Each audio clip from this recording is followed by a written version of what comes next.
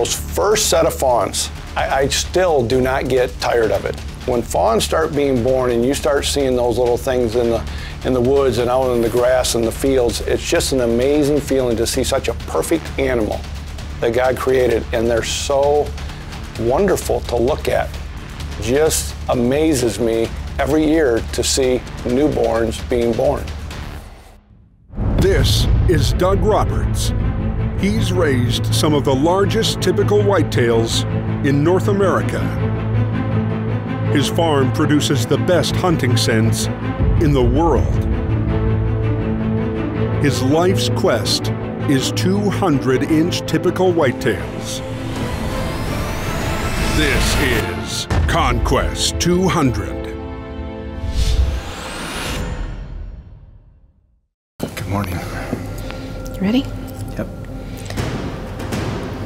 Dear God, our Father in heaven, we come to you today thanking you again for another opportunity to serve you. We thank you for the blessings of family and our staff and our animals. I pray that you would be with them again this day, keep them safe. Pray that you would bless their growth, bless the work that is to be done here today. I ask this in Jesus' name, amen. Good morning. Good morning.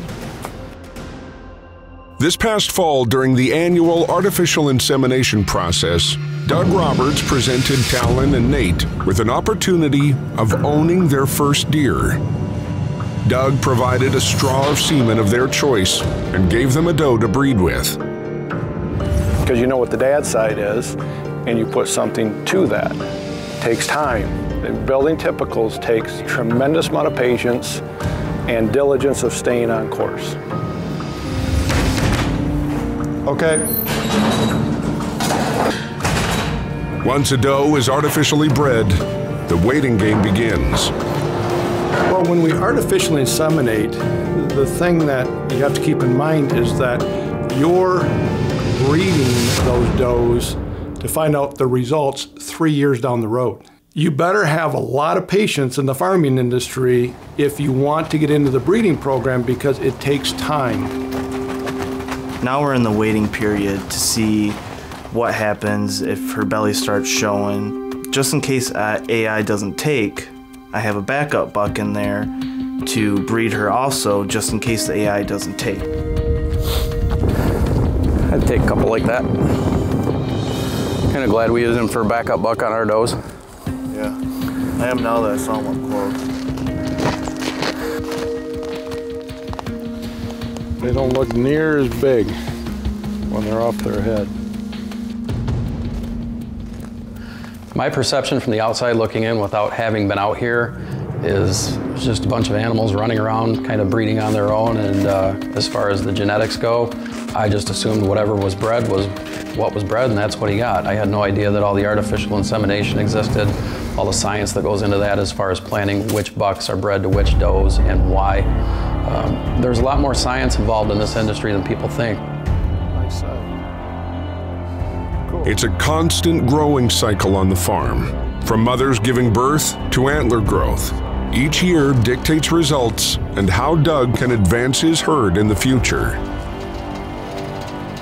You know, he's trying to build and rebuild and recapture and create new the genetic lines that have produced over 200-inch whitetails typically, and I have such respect for that. I can't even begin to imagine how to do what he does. You know, for me, I sell the scent, and just because that's my part of this doesn't mean my heart isn't in this with him. While Doug's passion for growing typical whitetails has been a success, Mother Nature is harsh and is a constant reminder of what can happen on the deer farm. Nate Walton has just discovered a dead doe in Pen 1. While field dressing her, he noticed she was pregnant. Hey Doug, I'm out in the backwoods by the pit. I've got this deer cleaned out. She was actually carrying. Okay. And after I got her out, tried to figure out what was wrong with her, I realized she was carrying fawns. There's food in her stomach, so she's been eating. I guess possible she could have just had a heart attack.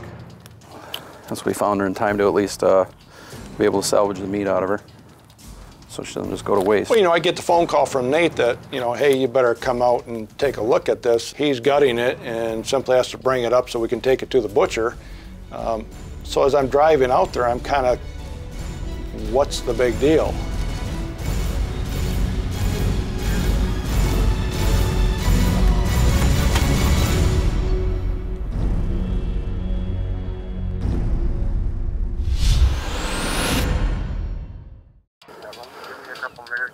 Nate Walton has just informed Doug Roberts that a doe has been found dead. While Nate was field dressing the doe, he discovered she was carrying fawns. And after I got her out, tried to figure out what was wrong with her, I realized she was carrying fawns to be able to salvage the meat out of her, so she doesn't just go to waste. He's gutting it and simply has to bring it up so we can take it to the butcher. So as I'm driving out there, I'm kind of, what's the big deal? And then as I get there, I'm looking and going, well, you got to be kidding me. There's 4 fetuses laying next to this doe. As a woman to see that, it's just heart-wrenching. You know, and even the rest of the staff, it was just so solemn and quiet. Everybody was just rocked by that. And to see those babies lay there, the whole scene was, you know, whew. After all the hard work, the investment and care of each animal, the collection of semen, to the artificial insemination process, 5 months of waiting. The results, 5 dead deer. That's a 1.5 years old. She's huge. Normal is 2 fawns, 3 is abnormal, 4 quads is extremely, especially in a 1.5-year-old doe turning 2. So this would have been first time having fawns, which is even more of a gut-wrenching. The discovery is that this wasn't a normal pregnancy, and not just for the fact that there were 4 fawns. This doe was not artificially inseminated, but conceived by Die Hard. Start to define where was the problem, what happened with this animal. So it's gotten to the point after 20+ years, I can start to see things on my own. But another advantage I have is Nate's a registered nurse. What are you looking at? I cut her heart open. He's actually the one that was able to find that the heart was deformed. This just looks incredibly thick, and I'm not sure what we got going on there. That's an abnormal valve. That's huge. Yeah. It's like sideways, and that, you know what? That's a fat embolism.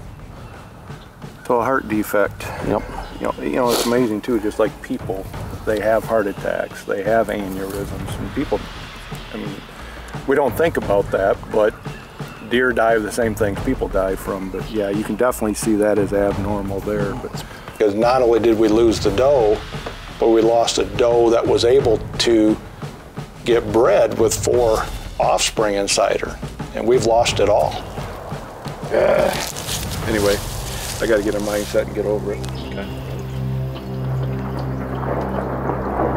With typical spring weather in Michigan, spring rains deliver wet grounds and cold nights. When the fawns start to arrive, Doug will have his hands full. Anywhere from 140 to 150 fawns will be born, and all exposed to the elements of Mother Nature. Early in the spring, you never know what the weather conditions are going to be, so I'm always concerned that the fawns are going to come too early. And if the evening temperatures drop down into the upper 30s, even low 40s sometimes, especially if we get a cold rain, hypothermia sets in extremely quickly, and you just start losing fawns. During the night, the cold weather came in, the cold rains came in, and it's still really overcast and cold. And what you worry about is hypothermia. Good moms will nurse them, they'll clean them up, but sometimes that baby's body just can't get enough heat to make it through. So I'm a little concerned. I just want to check on them to make sure that they're doing okay. Here we go. All right, here's a little guy.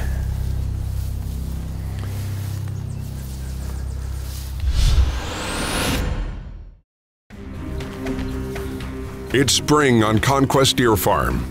With an expectant arrival of 140 to 150 fawns, Doug has his hands full. During the night, the cold weather came in, the cold rains came in, and it's still really overcast and cold. And what you worry about is hypothermia. Here we go. All right, here's a little guy.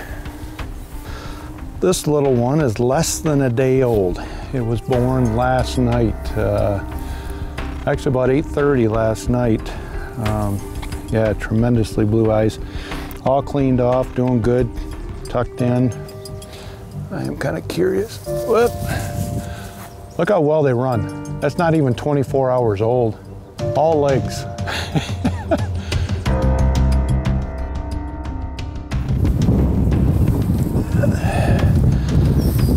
Yeah, this little bugger, I don't think this is the one that actually was born last night. It's pretty good size and it started to fill out a little bit.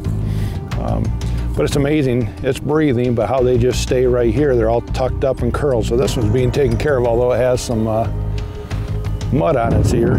We're gonna leave that one alone and keep, well, there it goes. If I was a predator, the fawn's dead. Just not big enough and old enough to run yet, you know, fast enough. Controlling the breeding on the farm. The dates Doug artificially inseminates dictates the time frame when the majority of fawns are born. This prevents mothers giving birth in cold, frigid temperatures and the risk of hypothermia. Birthing bed. Younger mom, newer mom. In fact, if I'm correct, I think it's a first-time mom, but you can see kind of how this is matted down more. It's actually wet grass. She'll eat everything. After birth, all of that. A lot of people will say that it stimulates milk production, the mothering instincts, but what it also does is it takes all of the smell from the area where she gave birth and makes it disappear. And so if you look, a lot of the grass has been eaten down and nipped up. It's just kind of been cleaned up. Now again, I've seen some of them that have literally been cleaned right down to bare dirt. But this is actually where she had them last night at about 8:30. Probably spent all night taking care of them in the rain, keeping them warm, feeding them to get them through the night. But you can definitely tell a birthing bed just by the way it's eaten and kind of matted down much, much more than a regular bed. Here's another little one.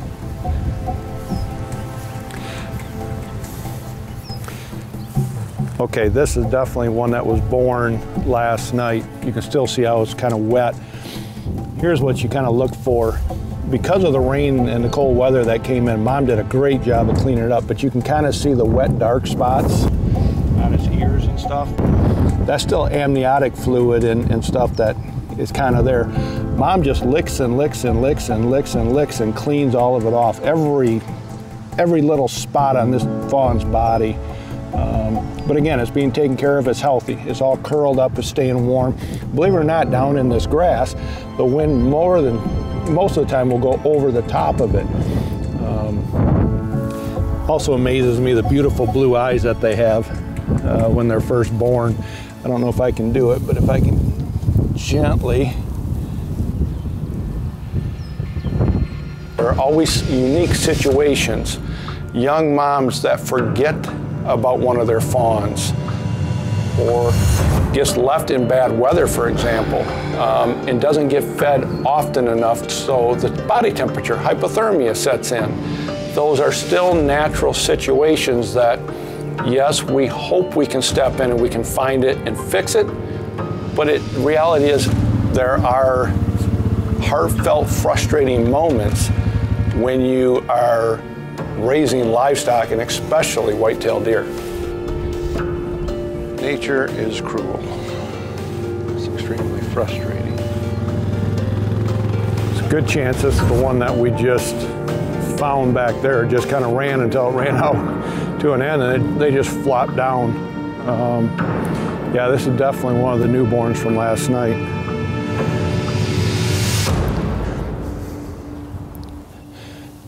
I just don't. Well, it's healthy.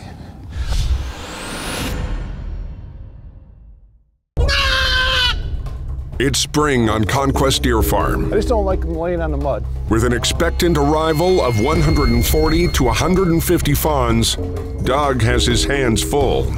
Also out looking for fawns is Talon and Nate. This could be a new way of life for these future whitetail owners. She still looks pretty daggone big. So today, Nate's gonna go out to pen 5 with me. He has his deer in there too. His doe already had her babies, and we've been waiting for a while for mine. So I think they're down there. Might as well start up here. Can't find them. You know the births is coming, you hope for good, but you also know there's going to be some death. And with that is the heartache of it. It's going to be fun to watch them look through the fields for their fawns to see what they have, a doe, a buck, you know, combination. Now it's not a job, they're part of this.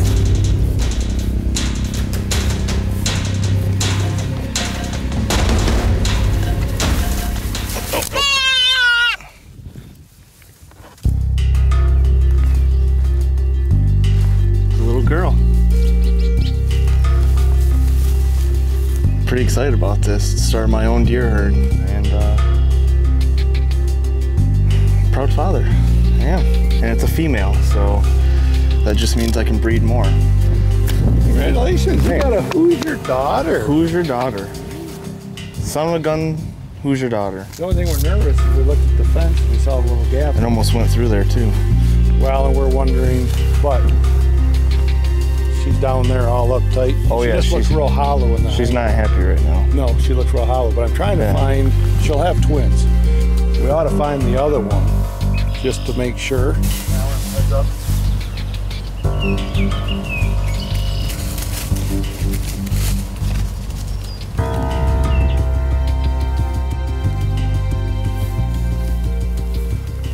a proud daddy of fawns.